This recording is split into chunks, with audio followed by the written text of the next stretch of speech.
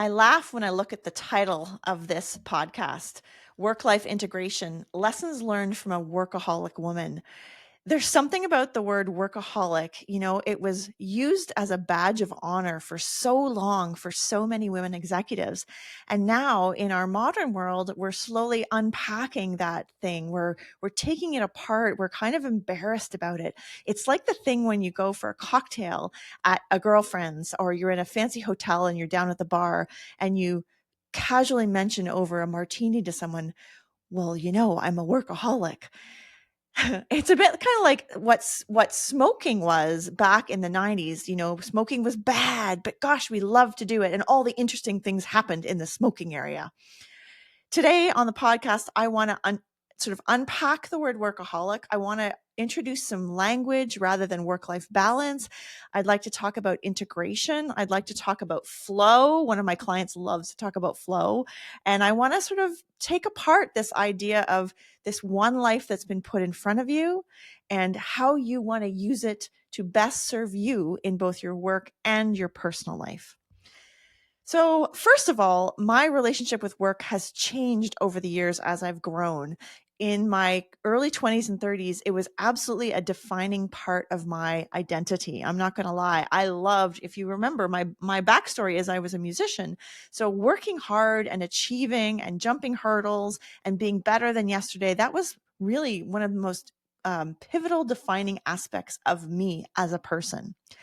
I always had a job that I was passionate about. I always was into something that I loved and I was curious about.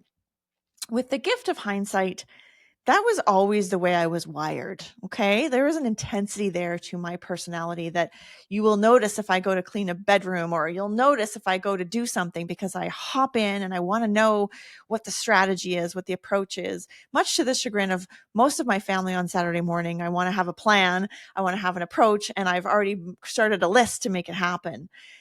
But I have changed that relationship with work over time. And what I've noticed is that I need the bucket for life to be just as big as the bucket for work.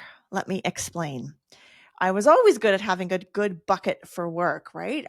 Achievement, the next project, the next idea, the next concept, the building a podcast, building a brand, building a business. That I was really good at. Raising money, whatever it was, finding more clients. But being able to turn it off and physically close the laptop was really challenging for me because there was always something else niggling. I'll give you an example. This week I'm going on vacation. Tomorrow I'm doing a bit of client stuff, and then I'm traveling, and I'm completely off for 5 days. And I'm finding that I'm looking for things in my to-do list that aren't done so that I can capture or keep myself in this a sense of chaos, this energy of chaos, which I'm so familiar with when I travel. But here's the cool part about these two buckets is that when you have a bucket for life, you can look forward to that just as much as you can look forward to work. And what I have come to learn is the workaholic part. The problem is you have nothing else besides work to talk about, think about, breathe about, or go out and visit friends with. And so this balance to me, or this integration, happens when I move from the work hard bucket, which I love, to the play hard bucket or the life bucket, which I also love. In the old days, I remember I would go on vacation and I would be dreading all the planning because I was so tired of making decisions at work. And now I use those play decisions, those life decisions, as kind of the fun part, the filler, the fodder. And I look forward to that just as much. Another aspect to this work-life integration is my relationship to work. In the past, so you have one of two options. Let me just put it this way. You can either, when you are stressed and when you're not enjoying work, you have one of two options. One is you can change the work, change what you're doing, change how you're doing it. And the second thing is you can change your relationship to work. You can change how you feel or interact with work. And I think this comes from my executive coaching experience, where I talk a lot about the Romeo and Juliet balcony. So the Romeo and Juliet balcony is when I invite clients to step up to the 30,000 feet and look down and notice what's happening to them. What do you see? What are you experiencing? And it's amazing having just that little bit of distance between the situation and yourself. You can gain perspective and notice things that are different. And that's what I invite when you're feeling really exhausted or really, really like a workaholic, like it's a bit of a workhorse experience, to change your relationship to work. Let it not be your defining factor anymore. Allow it to be something in your life, not all of it in your life. And for someone like me, who's a self professed, very intense person, finding something else to be equally intense about that is not work related is part of the secret. So in my life, you know that I love tennis. You know that I love the idea of getting better and being more competitive in tennis. Not always. I mean, it kind of ebbs and flows, my interest in tennis. Sometimes I'm taking lots of lessons, sometimes I take a break. But the best part about tennis, I tell people, is that I have to be on a tennis court at a certain time because people are counting on me. So when you're looking for those life activities, make sure there's accountability built in so that you can't just slide your way through the whole evening, right? I don't know if you've heard me say this expression, but it's one of my favorites. What's the difference between an overachiever and a high performer? An overachiever runs at 120% all the time. And when that push comes for that event, that signature annual general meeting, that leadership conference, they shove themselves over the 120%. They get through it and then they collapse in a heap and they're sick and they're grumpy and no one wants to be around them. In contrast, a high performer is someone that works at 80, 83%, has a good systems in place, is organized, has the tools and knowledge to know their own mental wellness. And when it is required of them to exceed 100%, because let's be honest, it happens. That's what executives do. They show up to the opportunity presented. There is water in the tanks. There is energy available in order to do that sprint to the end. And I ask you, would you rather be an overachiever or a high performer? And for me, stepping into the high performer element also has really reduced my strain on my body, my stress, my energy levels. I remember there was a time in my life when, I'd finish the day and I'd kind of collapse at 5 o'clock with this relief that I'd gotten through it. And for anyone that's listening right now that feels this way, oh my God, my heart goes out to you. I know what that feels like. And my goal at that time in my life was just to be able to walk on a tennis court at 7 o'clock that night with some energy in the tank. It is not normal to be dragging your feet to something in the evening. And so you've got to take a hard look and make some hard choices on how you're using your energy and your mojo during the day. It could be work related. Let's call a spade a spade. It could be emotionally related. We hold up so much as women, our partners, our children. When that ecosystem is not working, we are already feeling it, and that can really take its toll on us from an energy level.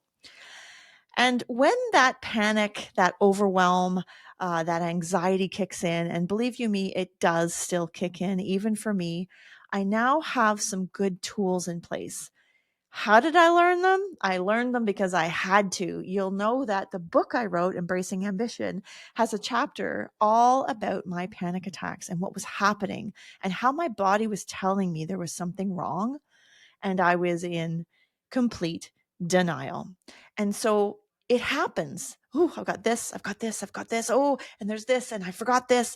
And what we go into one of two patterns. One pattern is that's motivation for us to get ourselves organized. That dopamine hit kicks in, and we can kind of do Herculean Superman things, right, to get stuff done. But there is a limit to that kind of energy. And at some point, it will collapse and you will be left in a heap. And so shifting that relationship and asking yourself, what are my high value tasks? Go to that Juliet balcony. How can I take a look at what's on my plate and push some things off? And that takes, wait for it, you know what's coming, personal leadership. I am not going to be able to get all these things done. What are the most important things, to use the book Traction? What are the rocks that I need to move? And what are the little pebbles that I don't have to worry about? That idea of high value tasks is how I organize my week. It helps me kind of make sense of all the stuff I have to do. I have a whole bunch of stuff to do, just like you guys. I've got my personal list, I've got my volunteer list, I have my client list, I have my work list. And I want to come to my desk with joy, with intensity, and ready to kind of dive in. You might call this me coaching myself through my process. And the important part to remember is you always have a choice. You always have an option. Anxiety happens. Here we go. Anxiety happens when you lose the present and you're living in the past or the future. So what that means in story is here you are walking along, walking in the woods, checking out the trees, and all of a sudden you hear a river in the distance. And with the sound of that river, you start thinking and catastrophizing. How big is the river? Do I need rubber boots? Anybody done this? I just want to check in. Anybody? What size of river? Are there going to be fish? Am I going to have a bridge? Is there going to be a boat? Who's going to be with me? I mean, the anxiety starts to play, and this is biological. I want to just highlight the research on executive coaching and neuroplasticity will tell you that it is a self-perpetuating prophecy. The more anxious you get, the more anxious you feel, and your body is sending out signals to your brain, and your brain is interpreting them. And so you get closer to the river and closer, and then you hear it and it's rumbling by. And it turns out all it is a little river that you simply step over and move on. In the meantime, you have missed all the beautiful trees that you could have seen, all the amazing thoughts you could have had, all the peace and tranquility that was robbed from you because of anxiety. And so staying in the moment, having that opportunity to coach yourself and say, okay, I don't know what's coming up. I don't know what that river is going to bring on, but for now, I'm going to stay in this moment. And so some of the ways you can stay in the moment when it's really hard are simple breathing, a 4 in, a 7 out. Sorry, I missed one. A 4 in, a hold for 7, and a breathe out for 9.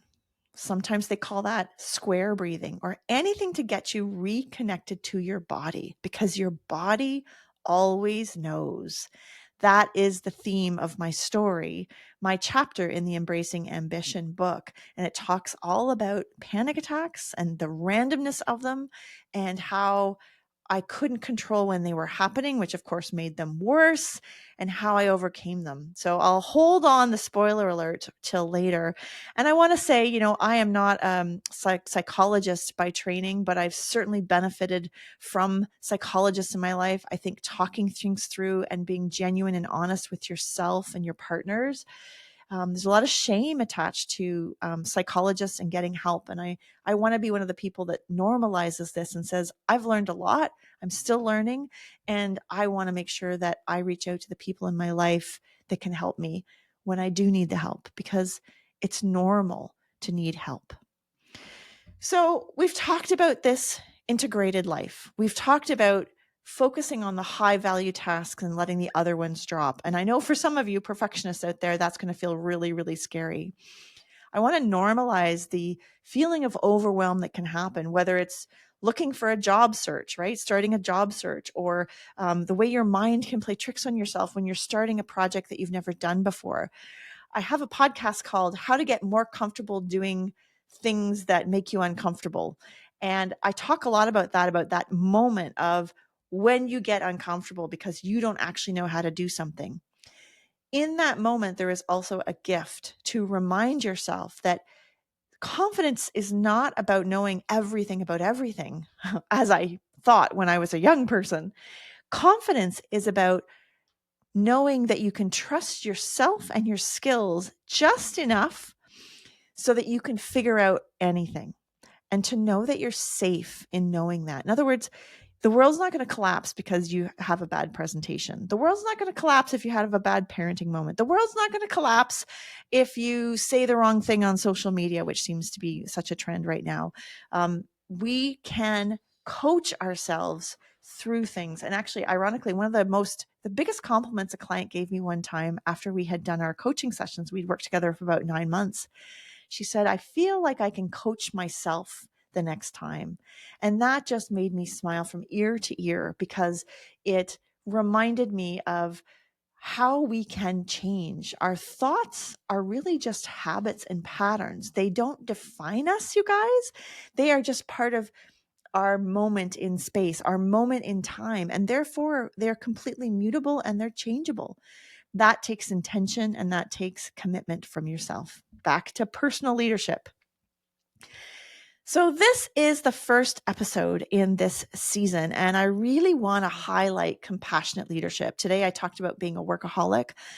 I wrote a piece recently about different types of leadership, and I want to call out and up all of you women listeners out there who are searching for a definition for your kind of leadership. And so we know servant leadership, which is about the leader is in service of the employees around them. Not crazy about that title, not crazy about that word, partly because I don't like the idea of subservience, especially as a woman. I'm particularly aware of power dynamics in a room. So less crazy about that. Participative leadership, that's an interesting one. The idea that we all belong and that we're all joining in from a leadership perspective. Yes, I can get behind that.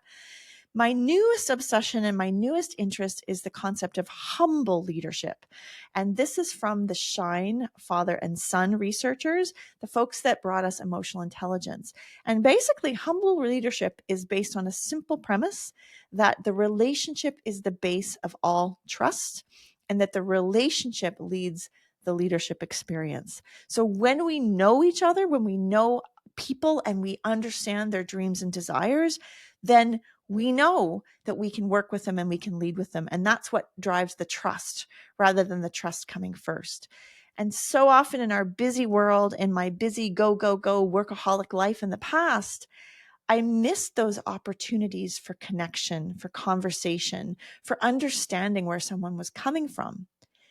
Today, I think of humble leadership and I think of how important it is to know people, to genuinely know people. For example, I just joined a new board. I have recently joined the board of the AFP Foundation. And one of the things that's really important to me with that board is to get to know the people on that board. How can we work as a team for the betterment of the profession if we aren't connected as people, as humans? I want to learn their values. I want to learn what they stand for.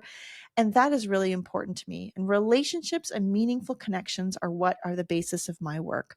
Whether it's one-on-one coaching, senior level executives, women in particular, or whether it's working in my group programs like the Penthouse, those are all about building containers of trust so that we can notice and be aware of our patterns and our habits so that we can lead ourselves forward, not have someone fix us, to be clear, not have a coach tell us what to do, but rather be our best version of ourselves one day at a time. Thank you for making it all the way to the end of this first podcast. I hope I've left you with some inspiration. I hope I've left you thinking about the word workaholic. I just associated workaholics with smokers. Love that. What can you expect on the podcast coming up and why should you go and subscribe? I have already recorded 3 guests at the time of this recording, and I am delighted to say that Nate Regier and I will have a conversation about compassionate leadership. That's his space and his research, all about people being valuable, capable, and responsible. A mind-blowing conversation about how we can let people take ownership of themselves. As leaders, we don't need to swoop in. I also talked to my mentor and business coach, former business coach, Jen Spiegel. She has been a bright light in my world. She is the epitome to me of the ultimate businesswoman leader. She practices what she preaches. She talks about unconditional living in such a unique and fresh way. I know you're going to check her out. And finally, my colleague, Michelle Schaefer, is also going to come on to talk about her new book. And we talk about why is it that performance reviews always get dumped into the 364th day of a 365-day year. And we're going to kind of unpack what you can do at a monthly and quarterly level to make sure your employees know exactly where they stand, where their growth opportunities are, and make that an integrated part of your leadership profile. I love that topic. There's also a great episode about stop sabotaging yourself that I think everybody who listened into this podcast would really enjoy. I think it's in season 4. And always to remind you that I am available as your coach, your guide. And one of the tools I use is the Enneagram assessment. It's like a coaching light package. It does a quick assessment of where you are, how you relate to other people, and sort of your strengths and weaknesses. Because we know that perspective is one, and let's call it self-awareness, is one of the most important ingredients for leadership and for personal leadership. You when you know better, you do better, to use that phrase. And so with that, dear friends, dear listeners, welcome back. It's a pleasure to be in your ears. It's a pleasure to be in your hearts. It always warms me so much when I get emails from folks that say, I particularly like the resources you share or that comment you made. So if there's something in this podcast that's really resonated with you, please do make me a note or leave me a note. I'd love to hear from you. My email is jenny@challenger.com. And the other thing to mention is on the podcast for season 6, we're going to be doing something new.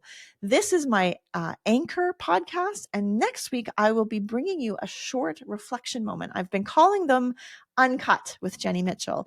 And it'll be some piece of this conversation kind of expanded on, almost like a continuous learning, professional development, bit of coaching homework, or some reflection questions for you. So please do let me know what you think of that. If you love it, if you hate it, just working to bring more value to the podcast and be more regular and more present in your life so that I can serve you and learn about you and to be honest, to hold myself accountable for my own marketing goals. That's it. If you haven't subscribed, please do. If you want to leave a comment, please do. If the word workaholic is triggering for you, I'd love to hear why. Thanks so much. Go be great.